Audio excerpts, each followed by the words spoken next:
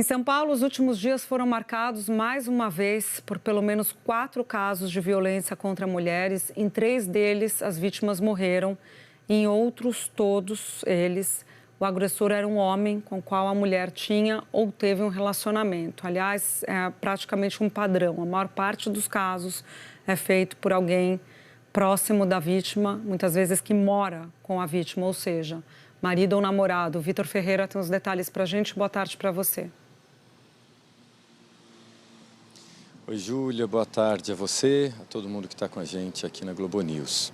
Júlia, absolutamente aterrorizante, assim, tenebroso os 3 casos que eu vou trazer aqui para vocês agora e que justificam, mostram a importância de atos como os que aconteceram em várias capitais do Brasil ontem. A Daniele Antunes, de 38 anos, trabalhava como farmacêutica, morava em Santo André, aqui na Grande São Paulo, estava casada havia 20 anos com o Christian Antunes. Ele não aceitou o término desse casamento de 20 anos, o Christian Antunes, e decidiu que poderia assassinar a mulher dele. E ele fez isso a golpes de faca na frente da filha do casal, que tem 11 anos de idade. Absolutamente aterrorizante. Mas não foi o único caso no fim de semana aqui em São Paulo. Esse aconteceu no domingo. No sábado, a Milena Lima, de 27 anos, que tinha um relacionamento com o João Vitor Fernandes, ele de 30 anos. Eles estavam separados já havia 2 meses. Ele não aceitou o fim do relacionamento. O roteiro segue realmente um padrão. Arrombou a porta da casa dela e também assassinou ela a facadas e depois acabou desferindo facadas contra si próprio. Ele também morreu. E em Limeira, no interior de São Paulo, na madrugada dessa segunda-feira, uma mulher de 39 anos foi morta pelo companheiro também com golpes de canivete, mais de 10 golpes. Absolutamente assustador, Júlia, e que mostra a importância de se discutir esses casos de feminicídio e também a atuação dos próprios homens nessa discussão, porque são casos que não dependem apenas de segurança pública, aconteceram dentro da casa dessas mulheres. Então, a gente está falando de algo que vai além da responsabilidade do poder público com segurança pública, mas que diz respeito a nós todos também, a nós homens, as mulheres, a todo mundo que precisa imediatamente discutir o que tem sido chamado de uma epidemia de feminicídios e de violência contra a mulher no Brasil, Júlia. Diz respeito a viver em civilidade, em viver um ambiente seguro, principalmente as mulheres, É chocante isso. O Gabeira, Vitor, falou algo muito interessante no Conexão mais cedo, dando o contexto, de que por que isso tem acontecido, o contexto social, que é óbvio que está relacionado com as mudanças econômicas, o ingresso das mulheres, a independência das mulheres para irem embora de situações como essa e os homens não aceitarem.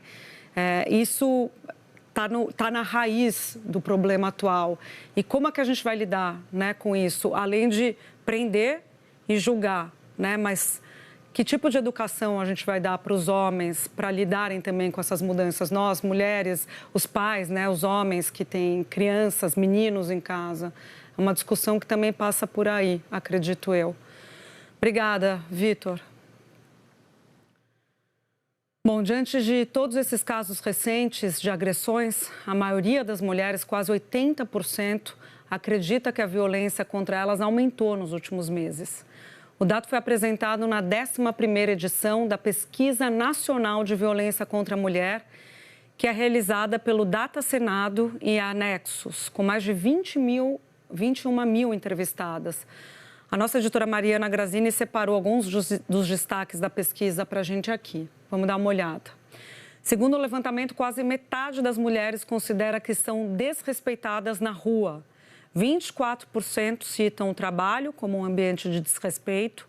21% acham que não são respeitadas nas próprias casas.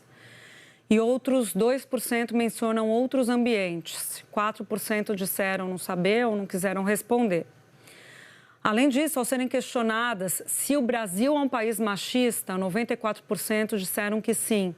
Só 2% responderam que não e 4% não souberam, não responderam.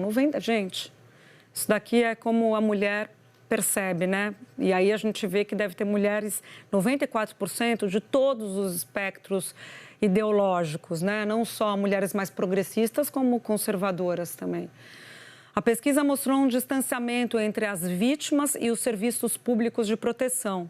Cerca de 70% das mulheres que já foram vítimas de violência não denunciaram o caso em uma delegacia. E a gente destacou os motivos para isso. 17% delas se preocupam com os filhos, 14% acreditam que não haverá punição, 13% acham que será a última vez, ou seja, que não serão mais agredidas diante das promessas, né, que os respectivos fazem, os cônjuges fazem. 20% tem medo ou vergonha perante o caso, né, medo do agressor ou vergonha diante dos outros do caso. E 6% dependem financeiramente da pessoa que cometeu a agressão.